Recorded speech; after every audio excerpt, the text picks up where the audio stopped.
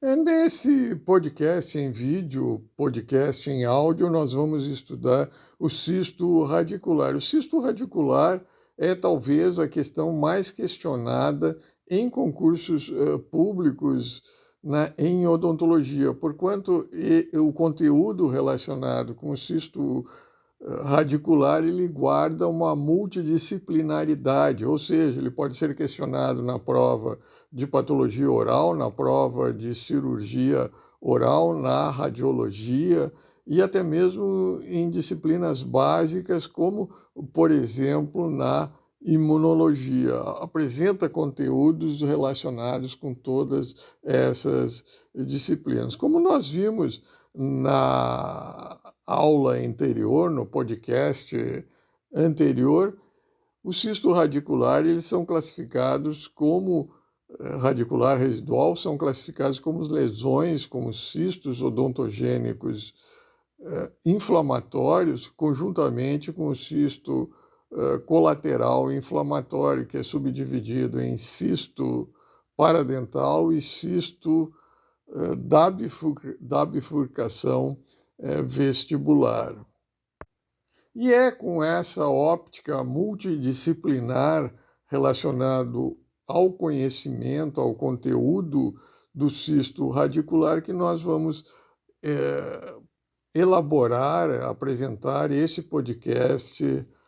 para vocês. Lembro que essa é mais uma produção da ABS Radio, o programa, o podcast que ajuda você a melhor se preparar para concursos públicos na área de odontologia, especificamente no conteúdo relacionado com a patologia oral e disciplinas correlatas. Eu sou o Dr. Antônio Schutz, cirurgião dentista farmacêutico,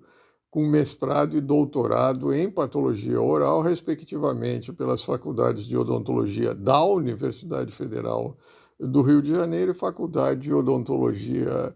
de Bauru, da Universidade de São Paulo, Unidade Bauru.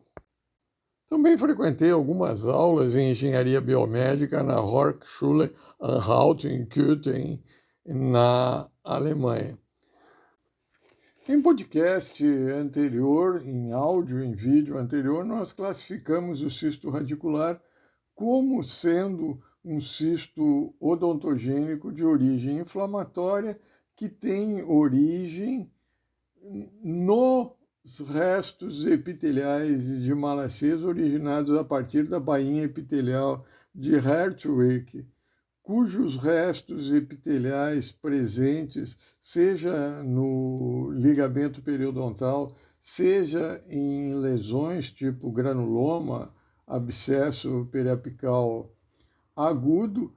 eles proliferam por meio de citoquinas, fatores de crescimento e outros metabólitos pró-inflamatórios originados a partir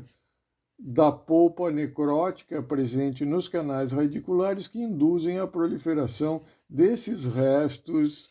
epiteliais. Lembro também que dos cistos maxilares, o cisto radicular é o cisto odontogênico mais frequente e que também,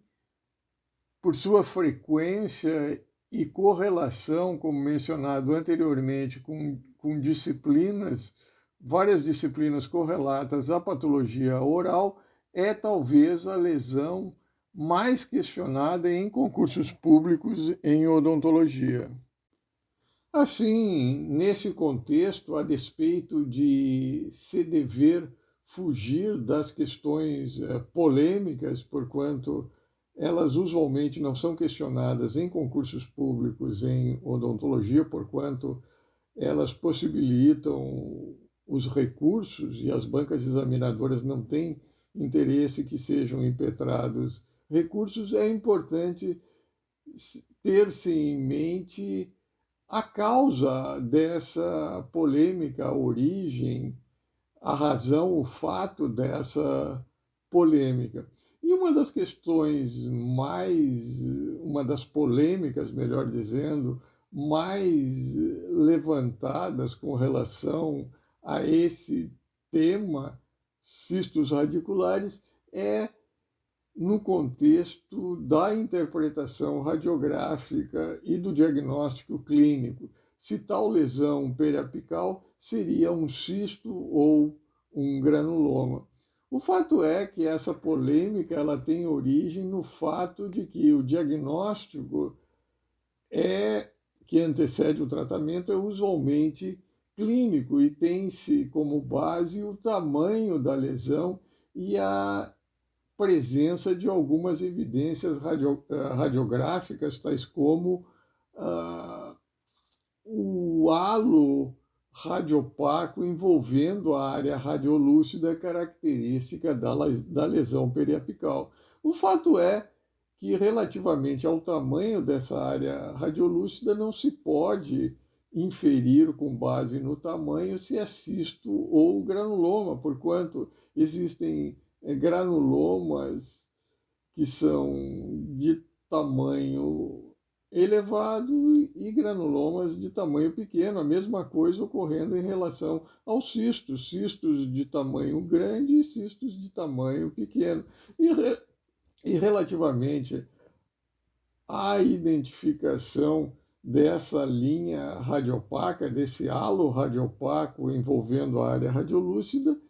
também existem cistos que são secundariamente infectados e que não apresentam esse halo radiopaco, tal como os granulomas. De maneira que, quando se analisa a incidência dos cistos radiculares, encontra-se na literatura uma incidência que varia de 6 a 55%, ou seja, 55% seria mais da metade das lesões radiolúcidas periapicais seriam considerados cistos radiculares. Contudo, estudos empregando o corte seriado ou semisseriado demonstram que das radiolucências periapicais, algo em torno de 85% seriam granulomas granulomas periapicais e outras radiolucências periapicais, e que os cistos representariam desse percentual de 100% somente 15%, dos quais aproximadamente cerca de 9 a 10% seriam considerados cistos verdadeiros. Os restantes 5 a 6% eles seriam classificados como cistos do tipo Bahia, ou seja, cistos que apresentariam uma conexão com a raiz dentária, de maneira que, se submetidos ao tratamento endodôntico, esses cistos do tipo Bahia, eles sofreriam resolução, sofreriam cicatrização somente com a terapia endodôntica, e que os outros 10%, 9 a 10%, que não apresentam essa conexão com a raiz dentária, ou seja, seriam separados por uma cápsula de tecido conjuntivo, é que, se submetidos ao tratamento, à terapia endodôntica, não sofreriam resolução, não sofreriam cicatrização somente com a terapia endodôntica, necessitando de uma cirurgia periapical. Assim, no contexto da patologia oral, talvez o aspecto mais importante relativamente aos cistos radiculares seja o seu mecanismo de formação. Essencialmente, como nós vimos, consiste na proliferação de restos epiteliais presentes no periodonto, no ligamento periodontal, ou então em lesões tipo granuloma epiteliado e abscesso periapical agudo, em que esses restos epiteliais, restos do epitélio odontogênico, eles proliferam por fatores de crescimento, mediadores químicos, citoquinas e outros metabólicos pró-inflamatórios, de maneira que, com a proliferação desses restos epiteliais, as células centrais elas sofrem degeneração e necrose e, consequentemente, aumentam o conteúdo proteico, aumentam a pressão osmótica no interior da cavidade cística, de maneira que esses cistos eles crescem por migração do líquido de vasos sanguíneos da parede, através da parede vascular, de vasos sanguíneos presentes na cápsula desse revestimento cístico, de maneira que esse fluido, esse líquido, ele migra para o interior da cavidade cística, de maneira a determinar o crescimento do cisto. Um outro mecanismo é por meio da proliferação de restos epiteliais presentes em um abscesso periapical agudo, em decorrência do estímulo por essas mesmas citoquinas, fatores de crescimento e outros mediadores químicos que induzem uma reação inflamatória aguda que contribui para a proliferação desses restos epiteliais em um abscesso periapical agudo. Também é importante se ressaltar que, no contexto da fisiopatologia dos granulomas e cistos radiculares periapicais, se ressaltam a participação de uma reação imune que tem participação, acredita-se, no desenvolvimento dessas lesões, porquanto são identificadas células como os linfócitos T e B, mastócitos, macrófagos, histiócitos ou células apresentadoras de antígeno que guardam uma relação com os diferentes mecanismos das reações imunes, tais como anafilaxia, citotoxicidade celular, citotoxicidade dependente do anticorpo, bem como o padrão relativamente a esses anticorpos é um pouco diferente em cistos e granulomas. Quando se trata de granulomas, predominam IgG e IgE, relativamente aos cistos radiculares, IgG e IgA. Isto posto, o tratamento dos cistos radiculares guarda uma relação com o tipo de cisto radicular. No contexto desses cistos radiculares e demais lesões periapicais, cerca de 15% somente dessas lesões radiolúcidas periapicais são de fato cistos radiculares. E, como nós vimos, existem aproximadamente dois tipos de cistos radiculares: os cistos radiculares verdadeiros e os cistos radiculares do tipo bolsa, do tipo baía, de maneira que esses cistos radiculares do tipo bolsa, do tipo baía, eles sofrem resolução por meio do simples tratamento endodôntico dos canais radiculares, ou seja, por métodos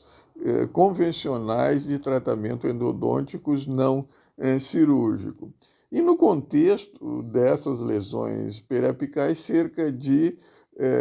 90% dessas lesões radiolúcidas periapicais, elas sofrem resolução por tratamento não cirúrgico, restando para o tratamento cirúrgico cerca de aproximadamente 10%, ou seja, entre 90% e 95% das lesões são tratadas por meio de um tratamento endodôntico convencional não cirúrgico, e entre 5% a 10% somente é que necessitam esse tratamento, essa remoção cirúrgica. E mesmo no contexto desses cistos radiculares verdadeiros, propõe-se, com base na teoria, ou melhor dizendo, na hipótese do professor Bhaskar, a resolução não cirúrgica desses cistos radiculares, por meio de uma instrumentação, por uma instrumentação além do ápice radicular, em cerca de 0,5 a 1 milímetro, que determinaria uma reação inflamatória, uma exudação inflamatória, que promoveria a destruição desse epitélio de revestimento, também em decorrência da obturação dos canais radiculares, do selamento dos canais radiculares com hidróxido de cálcio, de maneira que parte desses cistos verdadeiros poderia sofrer resolução espontânea. Contudo, o tratamento preconizado para o cisto radicular verdadeiro é basicamente a remoção cirúrgica da lesão, antecedida por métodos como, por exemplo, a descompressão, a marsupialização, o tratamento com hidróxido de cálcio, de maneira a proporcionar a diminuição do tamanho da lesão, especialmente nos casos dos cistos radiculares de grande volume, propiciando uma remoção cirúrgica mais fácil. Finalmente, nós concluímos a apresentação desse podcast em vídeo, apresentando os aspectos clínicos, radiográficos e histopatológicos do cisto radicular de uma forma bastante concisa. Clinicamente, essa lesão usualmente é descoberta por exame radiográfico de rotina, contudo, em determinados casos em que apresenta um tamanho maior do que 10 milímetros, pode ocasionar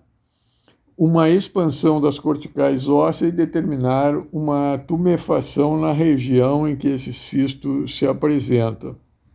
Radiograficamente, ele se apresenta como uma área radiolúcida envolta por um halo radiopaco. Contudo, é importante se ressaltar que esse halo radiopaco, radiodenso, nem sempre está presente em decorrência desses cistos radiculares residual poderem ser secundariamente infectados. E, nesse caso, torna-se difícil distinguir um cisto radicular residual de um cisto, ou melhor dizendo, de um granuloma periapical.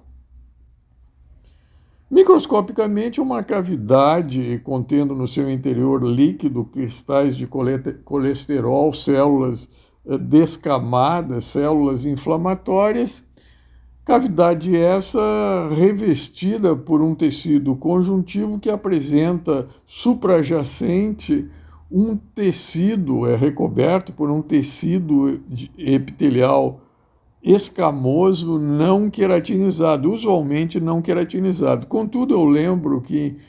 em determinados casos de longa duração, longa evolução, esse cisto radicular residual, conjuntamente com o cisto dentígero, o epitélio de revestimento do cisto dentígero, podem sofrer uma metaplasia queratinizante. Nesses casos, bem como nos casos dos cistos, dos queratocistos odontogênicos, esses casos são mais propensos à transformação carcinomatosa, a despeito de que esses casos são bastante raros quando consultada a literatura. Em síntese, nesse vídeo nós apresentamos o cisto radicular, que é considerado o mais frequente cisto odontogênico e também a lesão mais questionada nas provas de patologia oral e de disciplinas correlatas relativamente aos concursos públicos em odontologia. Espero que esse podcast em vídeo possa ter ajudado a você a responder algumas das questões que certamente surgirão no seu concurso.